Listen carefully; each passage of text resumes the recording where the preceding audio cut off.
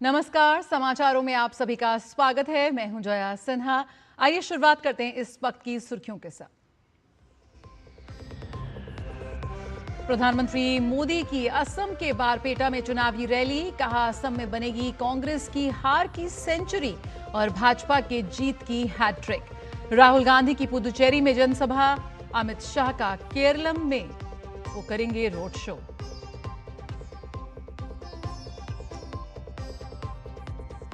कांग्रेस की मिलीभगत से असम चुनावों को प्रभावित करने की कोशिश में जुटा पाकिस्तान। मुख्यमंत्री हिमंता बिस्वा शर्मा का बड़ा दावा। पासपोर्ट मुद्दे पर पत्नी ने पवन खेड़ा के खिलाफ दर्ज कराई एफआईआर।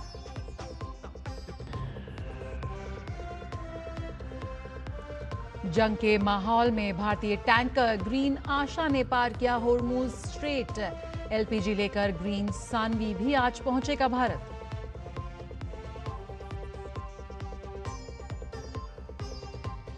जंग के 38वें दिन इजरायल के तेहरान पर हमले में 13 लोगों की मौत। इजरायल के हाइफा में 2 लोगों की मौत। डेडलाइन से पहले ट्रंप आज रात ओवल ऑफिस में करेंगे प्रेस वार्ता।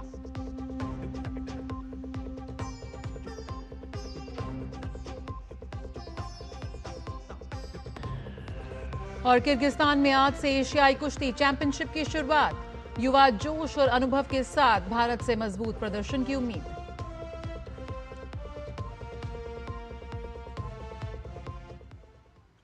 शुरुआत करते हैं चुनावी राज्यों से जुड़ी खबरों के साथ।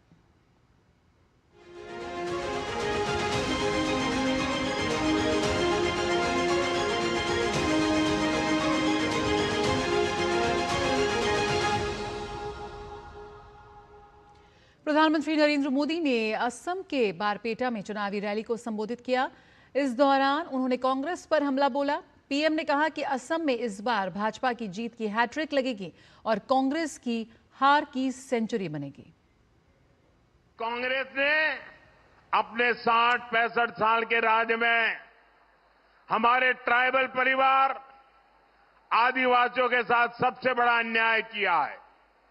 सबसे ज्यादा गरीबी अगर कहीं थी तो आदिवासी क्षेत्रों में रही और हिंसा की बम बंदूक की सबसे बड़ी समस्या कहीं थी वो आदिवासी क्षेत्रों में रही।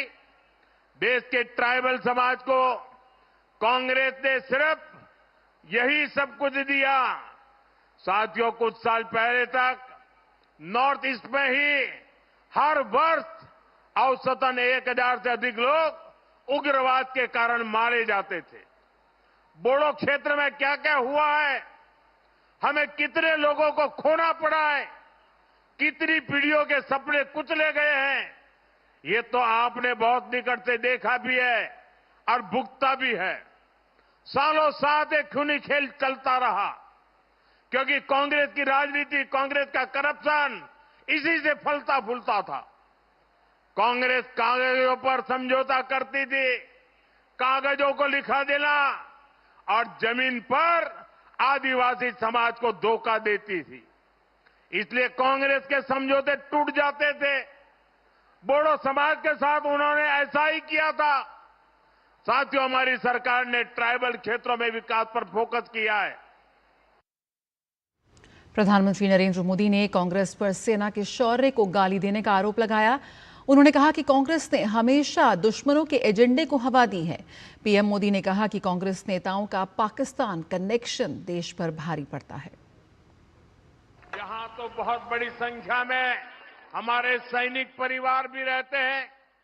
असम के वीरों ने देश के लिए अनेक बलिदान दिए, लेकिन कांग्रेस मोदी को नीचा दिखाने के लिए सेना के शौर्य को भी गाली देती है।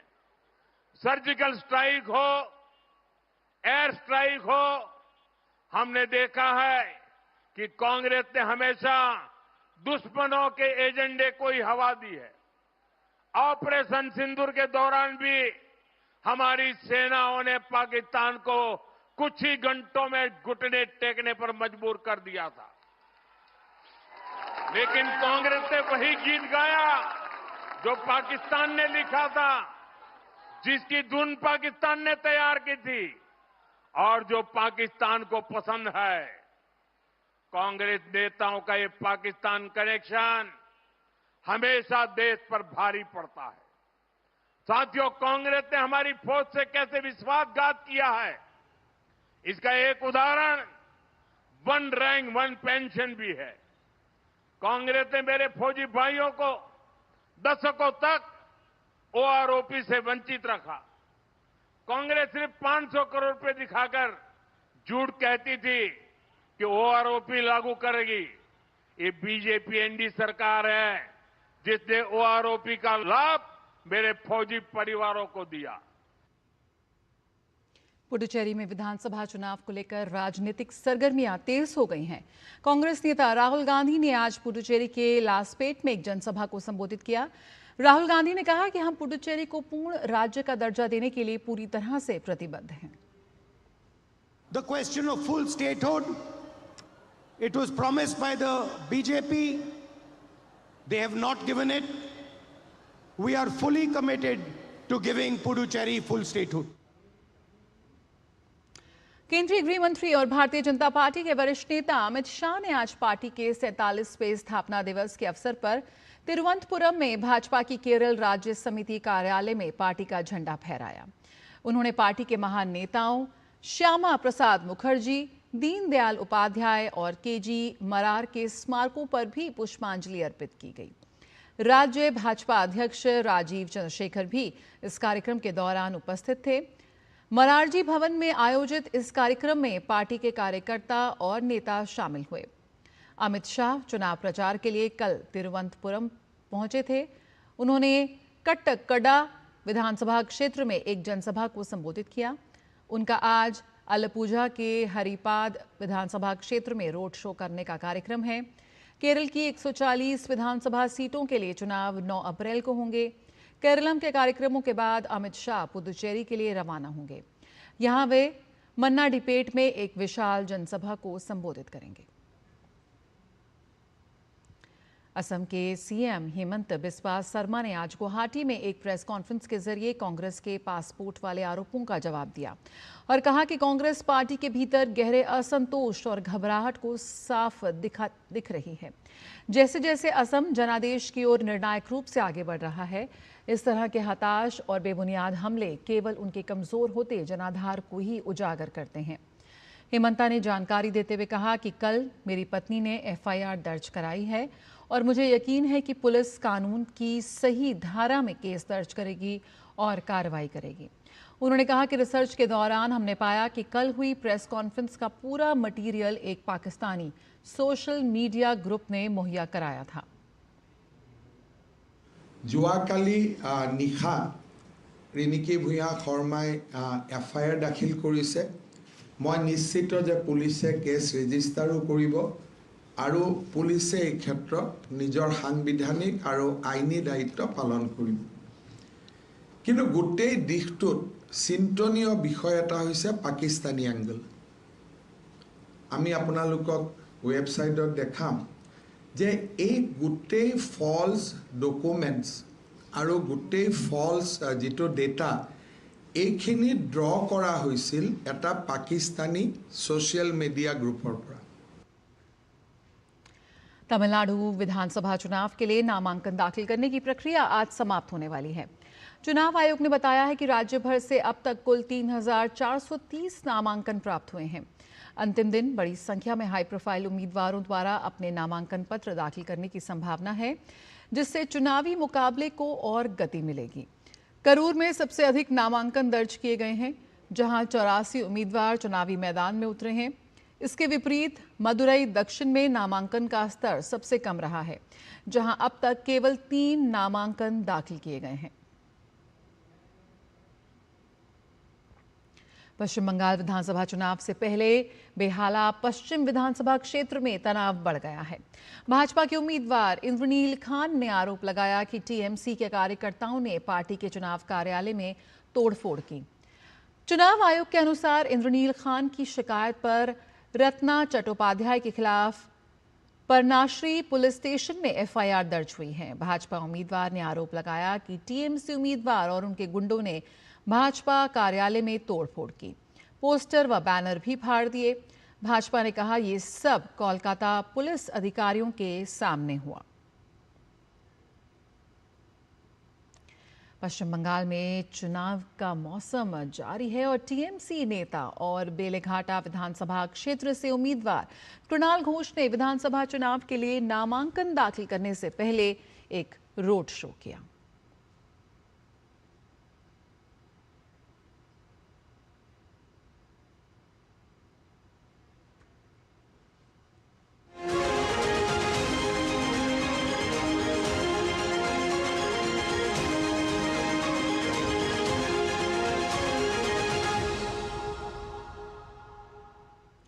भारतीय जनता पार्टी का 47वां स्थापना दिवस देश भर में पूरे उत्साह और जोश के साथ मनाया जा रहा है।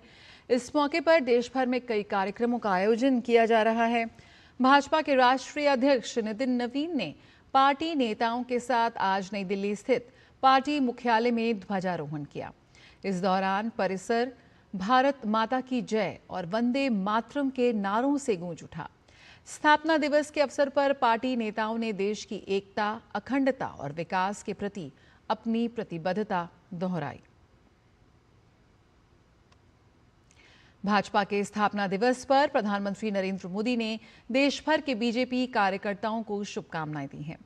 सोशल मीडिया पोस्ट पर उन्होंने लिखा, पार्टी के स्थापना दिवस के अवसर पर पूरे देश भर में फैले सभी भाजपा कार्यकर्ताओं को हार्दिक शुभकामनाएं। हमारी पार्टी हमेशा इंडिया फर्स्ट के सिद्धांत से प्रेरित होकर समाज की सेवा करने में सबसे आगे रही है। हमारे कार्यकर्ता अपनी निस्वार्थ सेवा, अटूट समर्पण और सुशासन के प्रति गहरे जुनून के लिए जाने जाते हैं। उन्होंने जमीनी स्तर पर अथक परिश्रम किया है, ये सुनिश्चित करते हुए कि ज्यादा से ज्यादा लोग हमारी विचारधारा और कार्यों से जुड़ सकें। हम उन अनगिनत कार्यकर्ताओं को भी याद करते हैं जिनके समर्पण, बलिदान और दृढ़ता ने दशकों से पार्टी के विकास को आकार दिया है। भाजपा एक ऐसी पार्टी के रूप में खड़ी है जो लोगों के कल्याण को अपने दृष्टिकोण के केंद्र में रखती है। यह हमारे केंद्र और विभिन्न राज्यों में किए जा रहे कार्यों में स्पष्ट रूप से परिलक्षित होता है। भाजपा एक विकसित भारत के निर्माण के लिए पूरी तरह से प्रतिबद्ध है।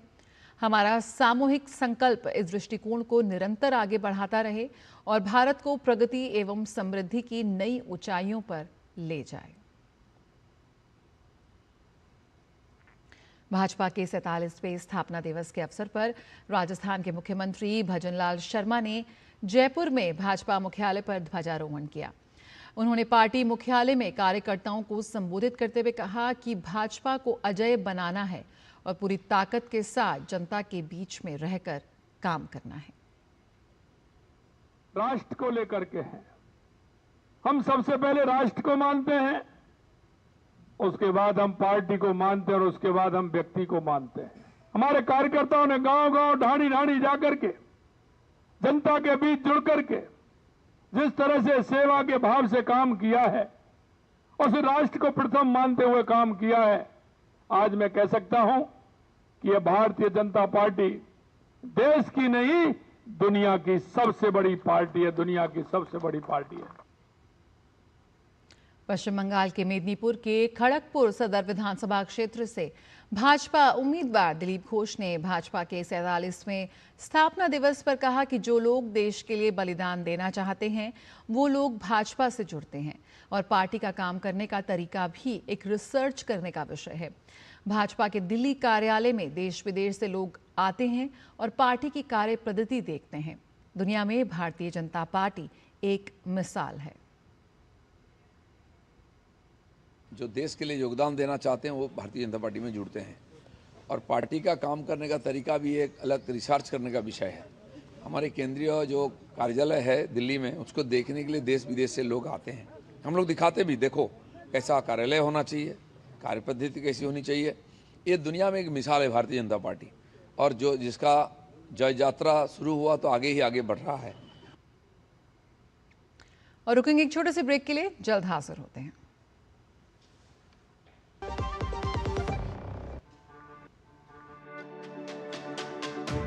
मेरी पसंद, मेरी पसंद, मेरी पसंद, मेरी पसंद,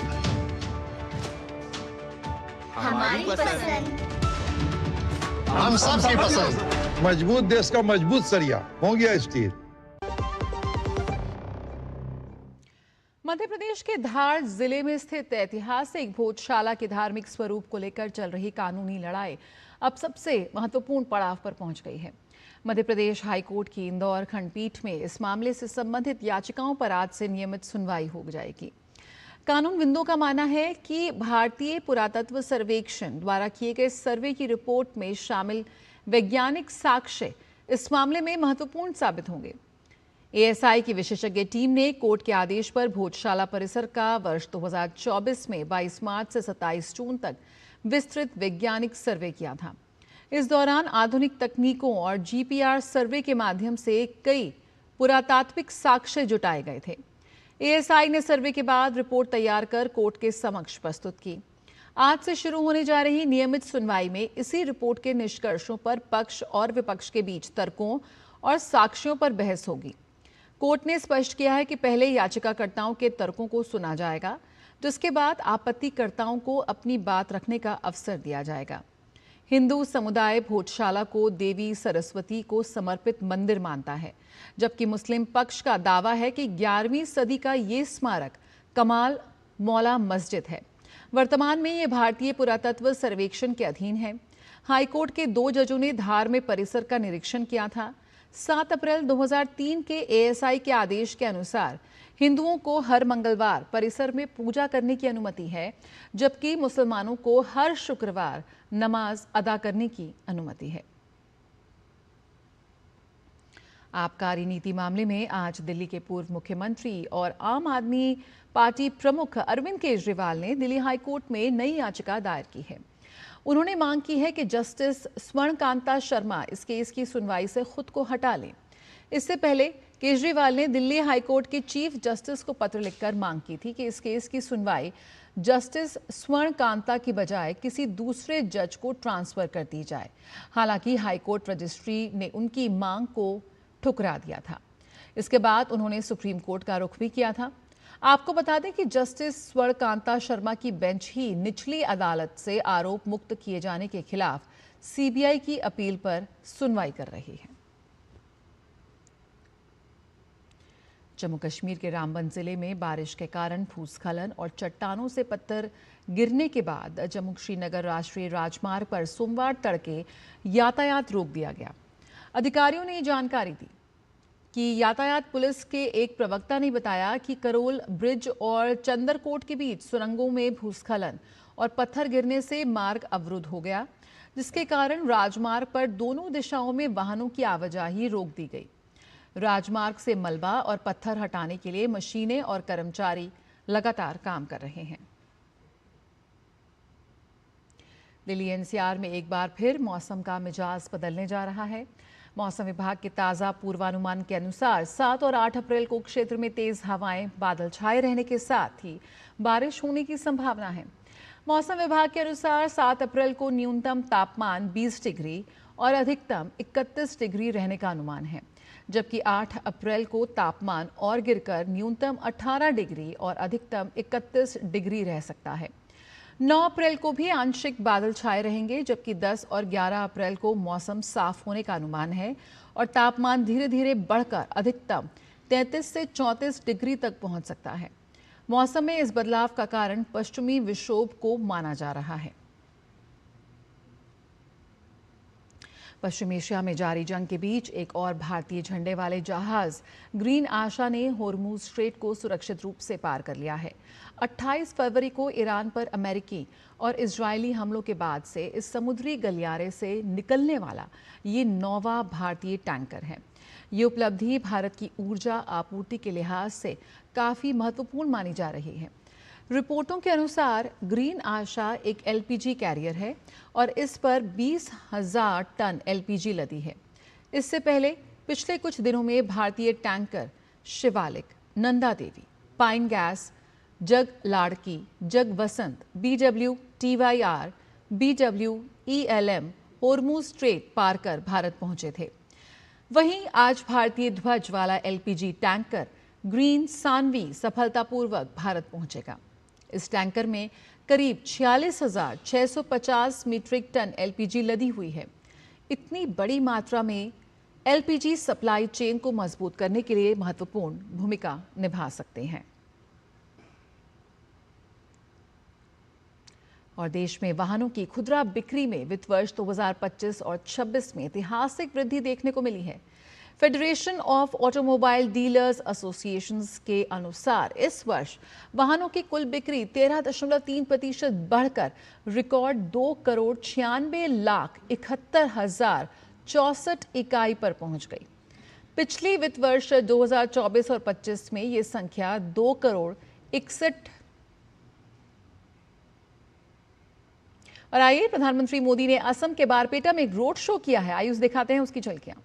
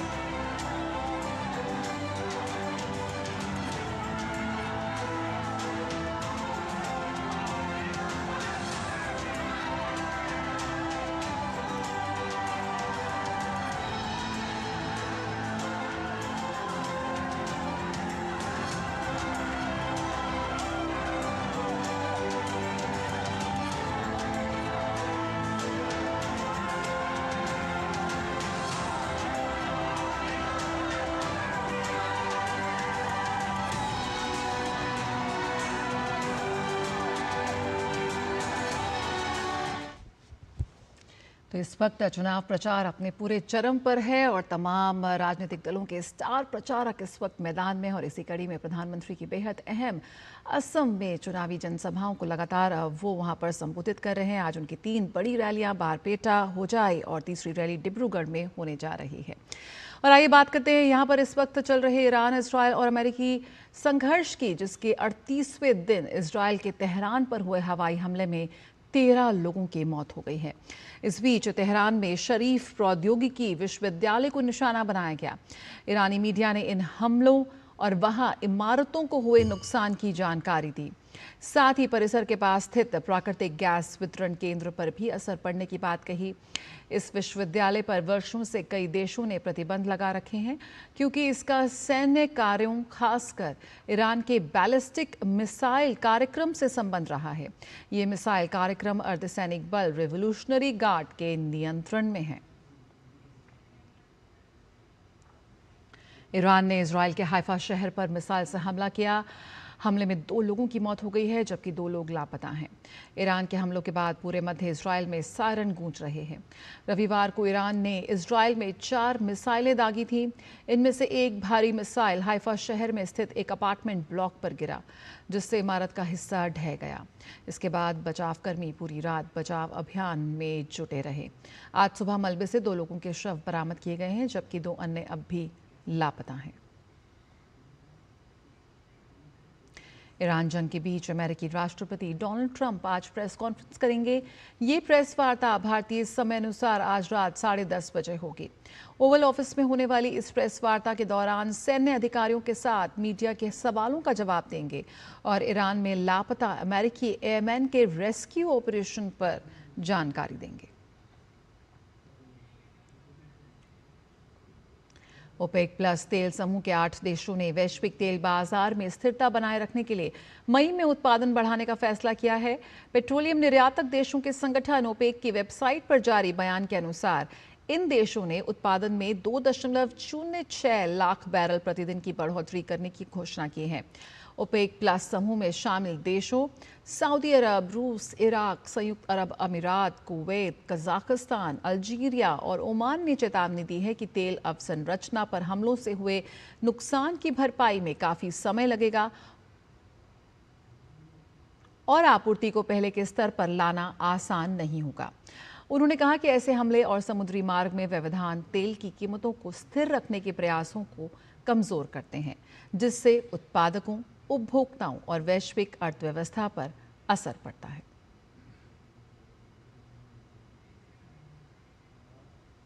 तो ओपेक प्लस देशों का मई में तेल उत्पादन बढ़ाने का फैसला।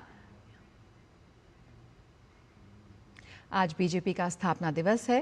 पीएम ने इस मौके पर पार्टी कार्यकर्ताओं को संबोधित किया है। नमस्कार। भारतीय जनता पार्टी के अध्यक्ष श्री नितिन नबीन जी, भाजपा परिवार के सभी वरिष्ठ जन और मेरे प्यारे कार्यकर्ता साथियों, भारतीय जनता पार्टी एकमात्र ऐसा राजनीतिक दल है जहां हम पार्टी को अपनी मां मानते हैं। इसलिए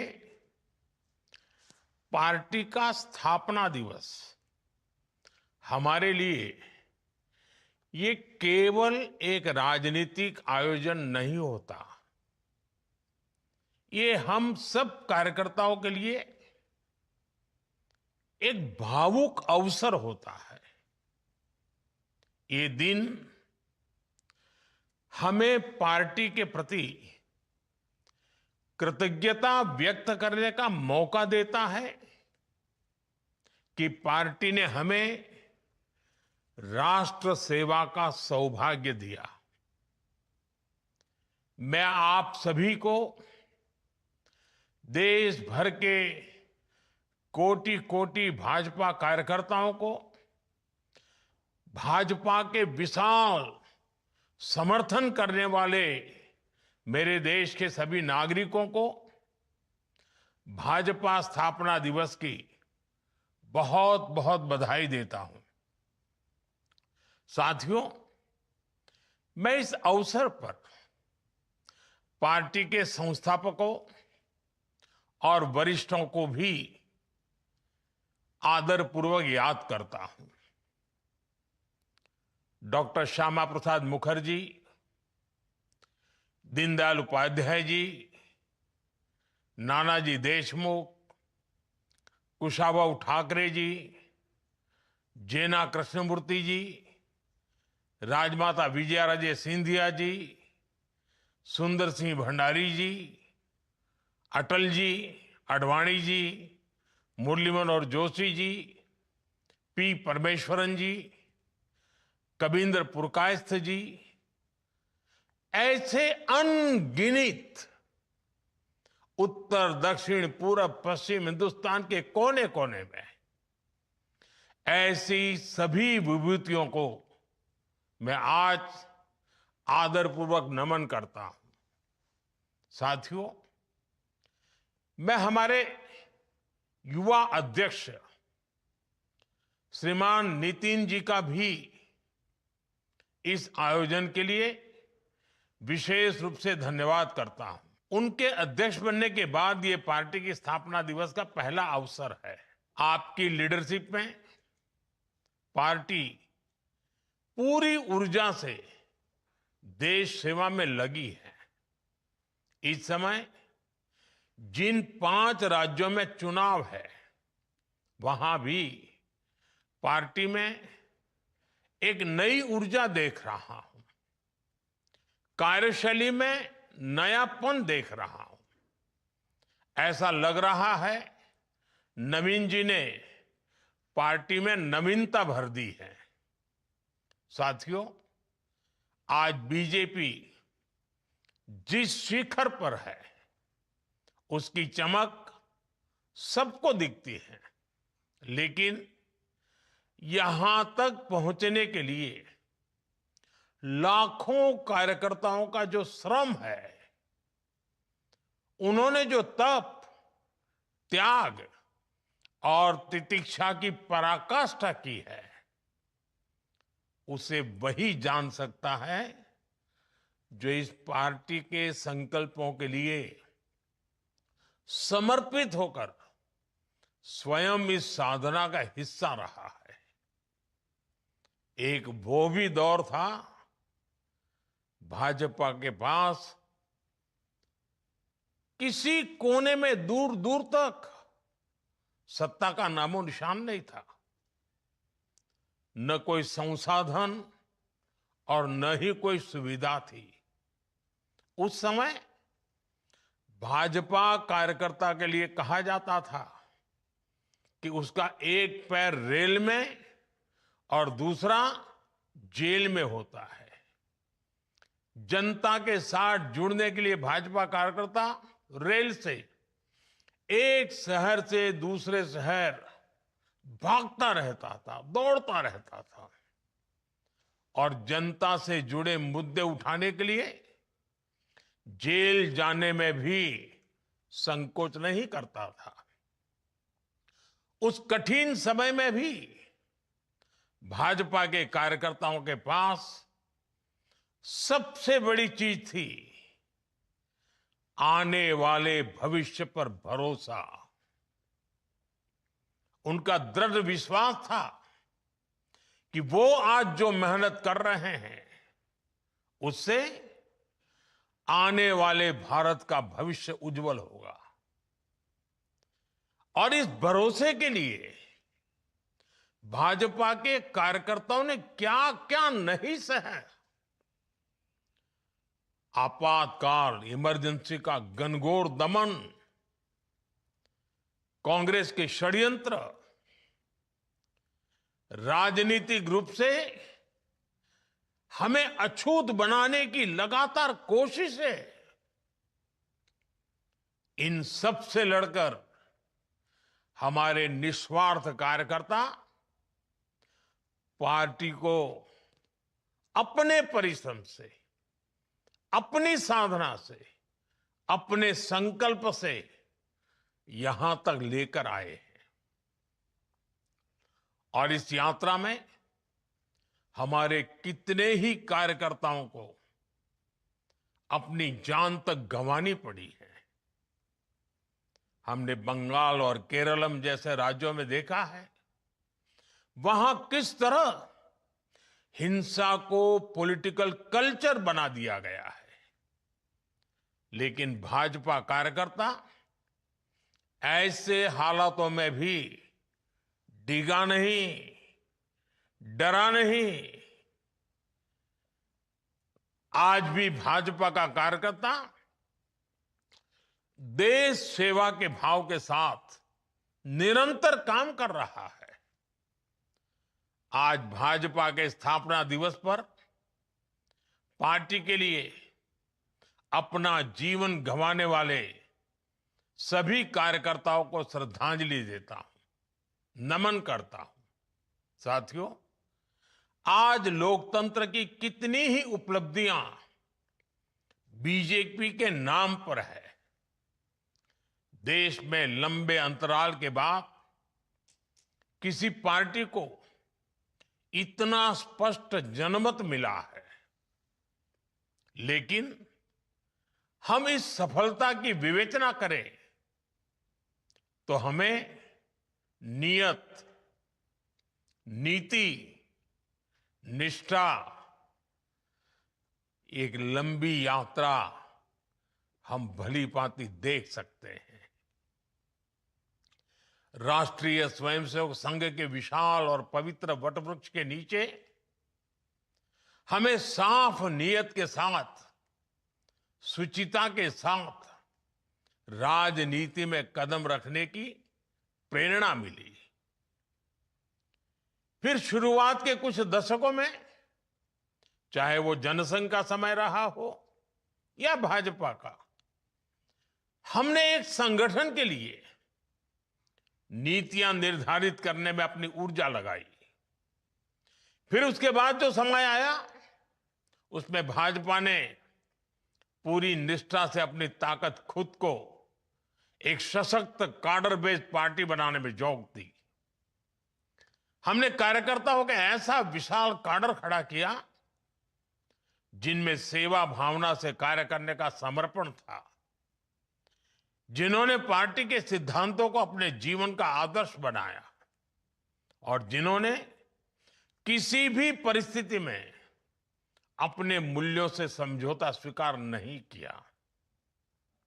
साथियों, हम एक और अपने मूल्यों पर अड़िग रहे, वहीं साथ ही लोक सेवा यानी जन कल्याण को अपनी प्राथमिकता बनाया।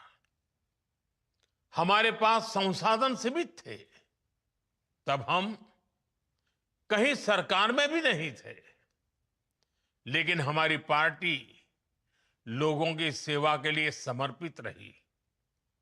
चाहे आपदा हो या समाज में कोई सकारात्मक बदलाव हो, हर जगह हमारे कार्यकर्ता सेवा भाव से जनता के बीच उपस्थित रहे। इसी सेवा भाव के कारण लोगों का बीजेपी पर विश्वास बढ़ता चला गया। साथियों, हम सभी सन 1984 का वो दौर भूल नहीं सकते, जब कांग्रेस ने रिकॉर्ड सीटें जीती थी, लेकिन देश की जनता देख रही थी कि कैसे कांग्रेस सत्ता हासिल करके उसके साथ विश्वासघात कर रही है। ऐसे में देश के लोगों का भाजपा पर भरोसा दिनों दिन बढ़ता रहा। भाजपा धीरे धीरे चुनाव जीतने लगी थी और हमारे आने से देश की राजनीति में दो धाराएं बहुत स्पष्ट हो गई। एक धारा बनी सत्ता आधारित राजनीति की, तो दूसरी धारा बनी सेवा आधारित राजनीति की।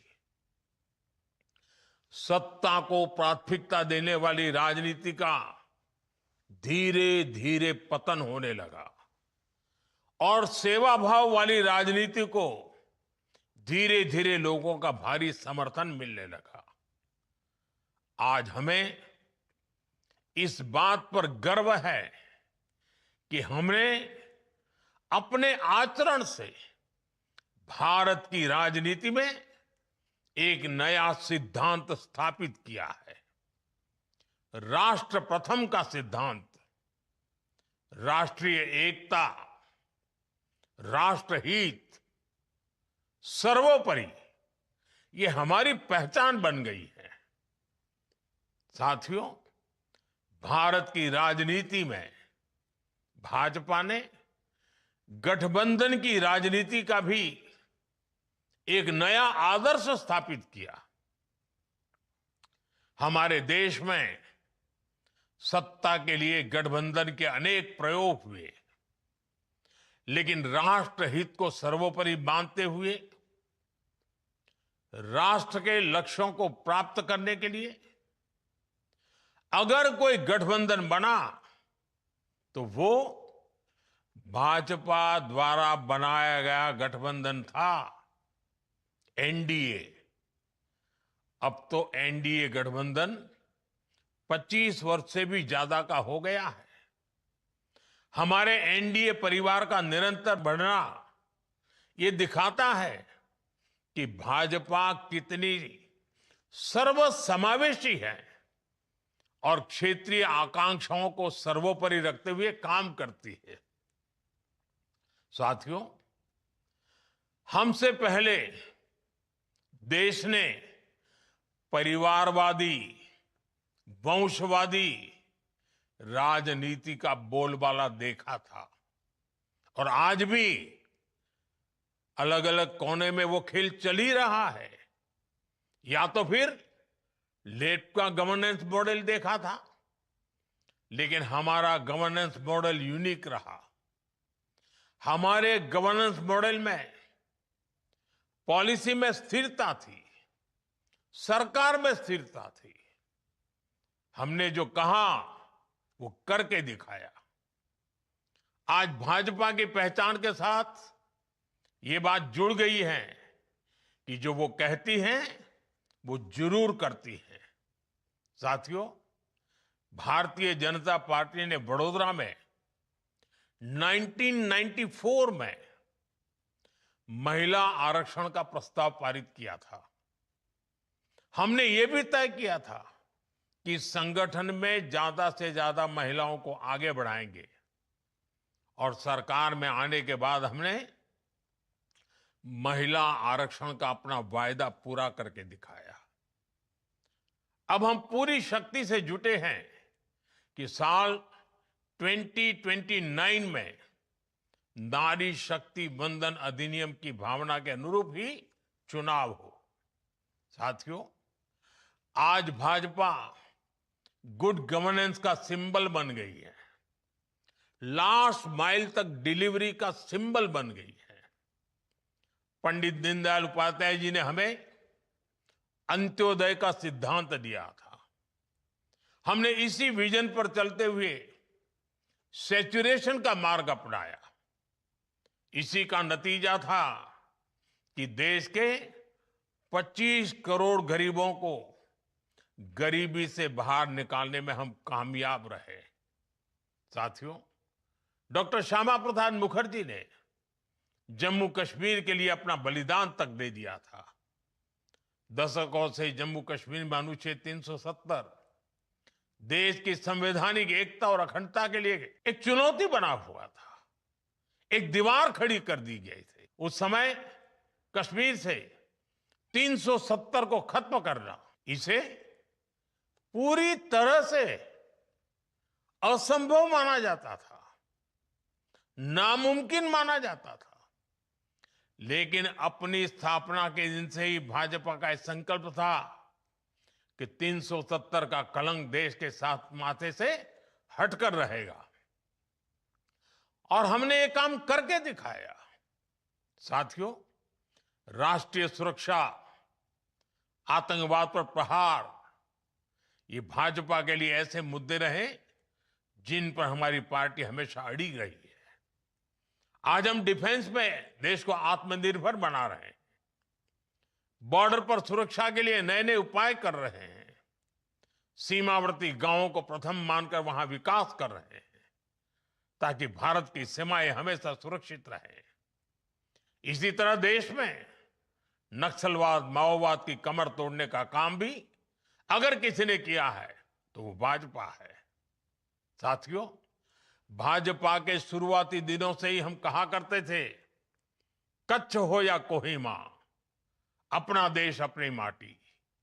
भाजपा आज एक भारत श्रेष्ठ भारत की भावना के साथ देश की एकता के लिए काम कर रही है। जीएसटी लाकर हमने वन नेशन वन टैक्स का संकल्प साकार किया। One nation one ration card, one nation one grid, ऐसे कितने ही प्रयासों से देश को हम जोड़ रहे हैं। नई राष्ट्रीय शिक्षा नीति के माध्यम से हम मातृभाषा पर स्थानीय भाषा में पढ़ाई पर भी जोर दे रहे हैं। साथियों, हमारी संस्कृति ने हमें सिखाया है वसुधैव कुटुंबकम।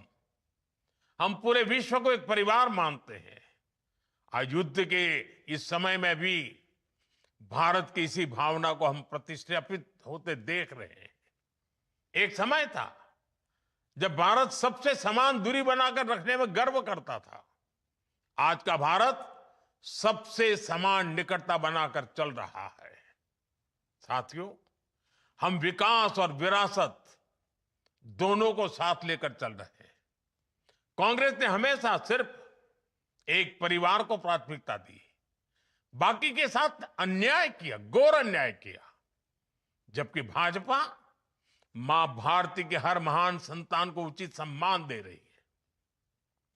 नेताजी सुभाष बाबू के नाम पर पराक्रम दिवस, अंडमान में उनकी प्रेरणा से द्वीपों के नाम, 26 जनवरी की परेड में आजाद हिंद फौज को सैल्यूट, ऐसे कितने ही काम हुए हैं जो कांग्रेस सरकार में सोचे तक नहीं जाते।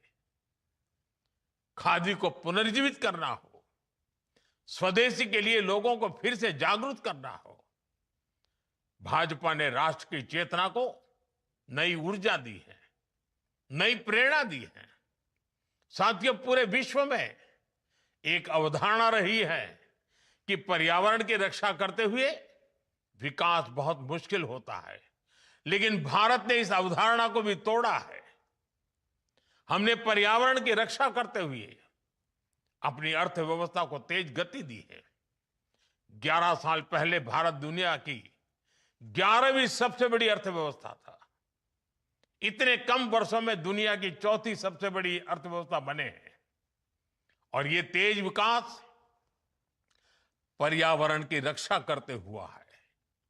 भारत आज क्लाइमेट चेंज से जुड़े लक्ष्यों को समय से पहले प्राप्त कर रहा है। जब बात एनवायरमेंट फ्रेंडली स्रोतों से 50% से अधिक ऊर्जा प्राप्त करने के वैश्विक संकल्प की आती है, तो उसे हासिल करने वाले देशों में भारत सबसे अग्रणी रहा है। 2014 से पहले भारत की सौर ऊर्जा क्षमता 3 गीगावाट से भी कम थी, लेकिन आज यह बढ़कर 140 गीगावाट से अधिक हो चुकी है। साथियों, 21वीं सदी के भारत में भाजपा के पास अपने लक्ष्य है, अपने संकल्प है। हम वर्तमान चुनौतियों से निपटने के साथ ही देश को भविष्य के लिए तैयार कर रहे हैं। डेमोग्राफी में हो रहा बदलाव, घुसपैठियों का ज्वलंत मुद्दा, भ्रष्टाचार, परिवारवाद, गुलामी की मानसिकता, बहुत से विषय हैं जिन पर लगातार काम हो रहा है। और भाजपा को इन चुनौतियों से देश को मुक्त करना ही होगा। ये जिम्मेवारी भाजपा ही पूरा कर सकता है। हमारी ईमानदार कोशिश है कि उसके नतीजे भूतकाल गवाह है, परिणाम सकारात्मक रहे हैं, आगे भी रहेंगे।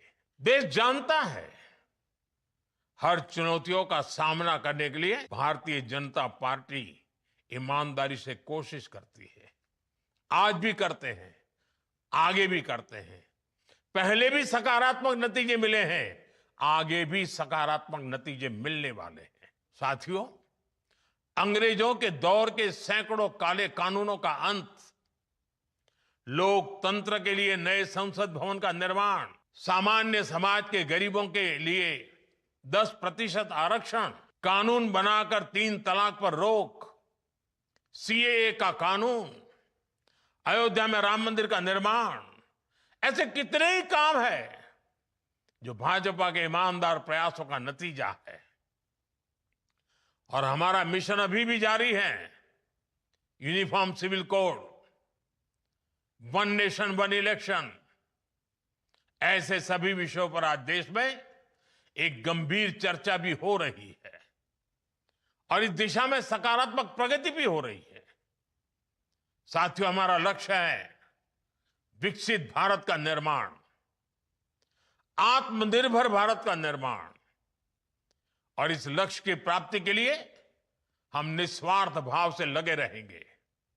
साथियों, कुछ ही वर्षों में भाजपा अपने 50 वर्ष पूरे करने जा रही है। ये बहुत बड़ा पड़ाव है, बहुत बड़ी प्रेरणा है। हमें नए लक्ष्यों का मंथन भी करना है और बदलती टेक्नोलॉजी के इस जमाने में खुद को डालना भी है। मैं एक बार फिर अपने करोड़ों कार्यकर्ताओं को भाजपा स्थापना दिवस की अनेक अनेक शुभकामनाएं देता हूं। बहुत बहुत धन्यवाद। वंदे मातरम। तो तो बीजेपी के स्थापना दिवस पर प्रधानमंत्री नरेंद्र मोदी का कार्यकर्ताओं को संबोधन, और यहां पर प्रधानमंत्री ने साफ कहा कि राष्ट्र प्रथम के मंत्र के साथ भाजपा आगे बढ़ रही है। उनके संबोधन की कुछ बेहद अहम बातों पर आइए नजर डाल लेते हैं।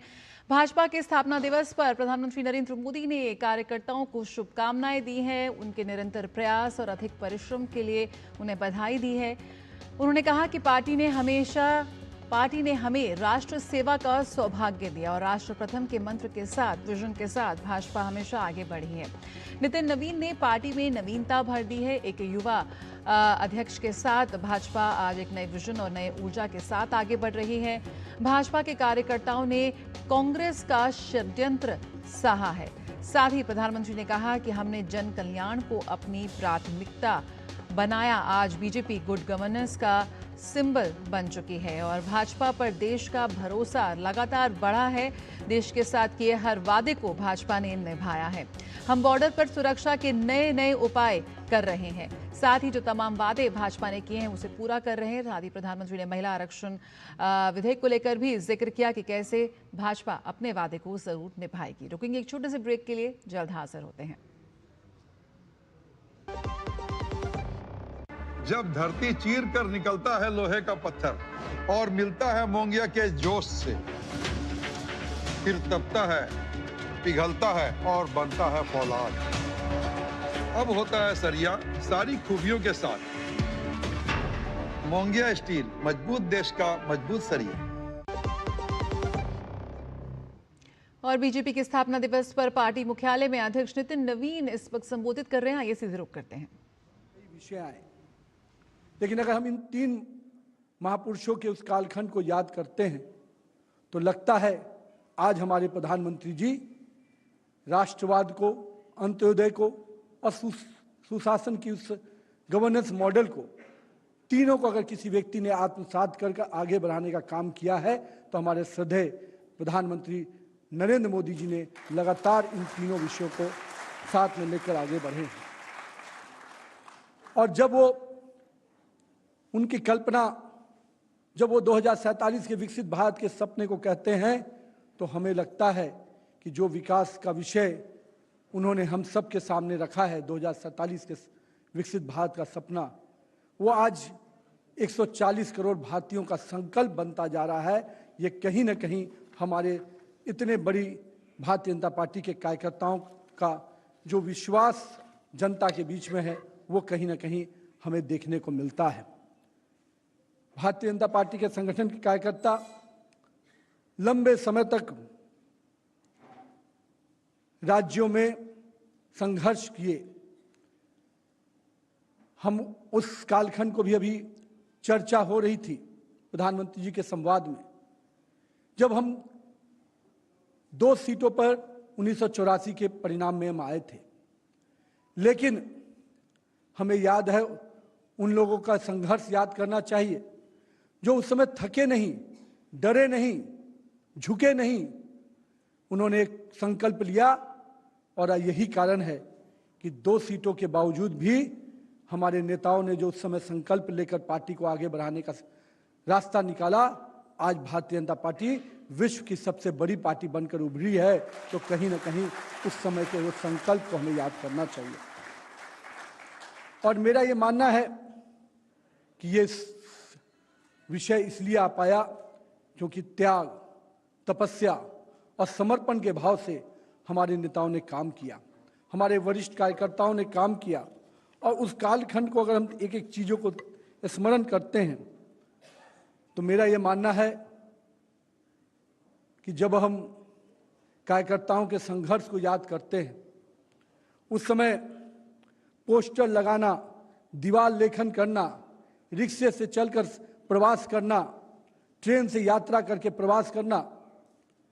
कई लोग जब हम लोग काम करने आए तो बताते थे कि अटल जी रिक्शा से चलकर यहाँ से वहाँ जाते थे, आडवाणी जी ये काम करते थे, मुरली मनोहर जोशी जी भारतीय जनता पार्टी के राष्ट्रीय अध्यक्ष होने के नाते बिहार में भी उनका आना जाना काफ़ी होता था। लोग हमें बताते थे कि राष्ट्रीय अध्यक्ष होने के बावजूद भी वो लोगों के घर पर अमूमन बिना किसी कार्यक्रम के भी लोगों के यहाँ जाते थे, मिलते थे। ये भाव जो उनका, हमारे नेताओं का रहा, कहीं ना कहीं यही हमारे कार्यकर्ताओं को जोड़ने का काम किया। हमें उनके इस भाव को आज स्मरण करना चाहिए। साथ ही साथ मित्रों, जिस प्रकार से हमारे नेताओं ने कहते हैं कि एक एक ईंट रखी है, एक एक इंच को जोड़कर आज इतनी बड़ी पार्टी को खड़ा किया है। लेकिन मैं आज कुछ दिन पहले प्रवास में केरल गया था और पश्चिम बंगाल भी जाने का मौका मिला।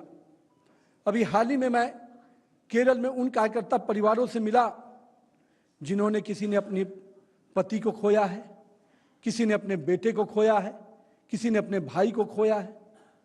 बंगाल में भी उन कार्यकर्ताओं से मिलने का अवसर मिला जिन कार्यकर्ताओं ने राजनीतिक रंजिश के कारण अपने परिवार के सदस्यों को खोया है, अपमान झेला है। लेकिन उसके बावजूद उनका संकल्प जब देखता हूं तो लगता है सिर झुकाकर उनको नमन करूं, क्योंकि आज भी वो परिवार ये मानता है कि भारतीय जनता पार्टी ही इस देश को विकास के रास्ते पर लेकर चल सकती है। आज भी उनका संकल्प, उनका समर्पण भारतीय जनता पार्टी के साथ जो दिखता है वो निश्चित रूप से अभिनंदन योग्य है। लेकिन मित्रों, ये सब चीज मैं आज इसलिए चर्चा कर रहा हूं क्योंकि हम सबको, कई हमारी जो पीढ़ी के लोग हैं, हम सबको बहुत कुछ बनाकर मिला है। हमने कई ऐसे लोग यहाँ पर हैं जिन्होंने संघर्ष किया होगा, लेकिन कुछ लोग ऐसे भी हम लोग यहाँ बैठे हैं जिन्होंने उस संघर्ष के कालखंड को कम देखा है। और मैं हमेशा इस बात की चर्चा करता हूं कि हर व्यक्ति को, हर इंसान को, हर कार्यकर्ता को अपने जीवन का और अपने समय का भी पुरुषार्थ करना पड़ता है, संघर्ष करना पड़ता है, तभी भविष्य सुनहरा मिलता है। मैं इसलिए आज भारतीय जनता पार्टी के स्थापना दिवस पे अपने करोड़ों कार्यकर्ताओं से ये आह्वान करता हूं कि मित्रों, हमें जो सत्ता मिली है वो इस देश की सेवा करने के लिए मिली है। हमें जो सत्ता मिली है वो भविष्य में भारत को और विकसित भारत बनाने के लिए मिली है। और अगर हम 2047 के विकसित भारत के सपने को अगर साकार करना चाहते हैं तो हमें भारतीय जनता पार्टी को भी 2047 में उसी बट वृक्ष की तरह और बड़ा करना पड़ेगा, तभी यह सपना साकार हो सकता है। तो बीजेपी के स्थापना दिवस पर देश भर में ढेरों कार्यक्रम का आयोजन हो रहा है। ऐसे में पार्टी मुख्यालय में अध्यक्ष नितिन नवीन का संबोधन इस वक्त हम देख रहे थे, जहां पर वो अपने कार्यकर्ताओं को संबोधित कर रहे थे कि किस तरह भाजपा ने एक लंबा सफर तय किया है और अब 2047 के विजन के साथ भाजपा और ये देश आगे बढ़ रहा है। फिलहाल समाचारों में इतना ही। मुझे दीजिए इजाजत। नमस्कार।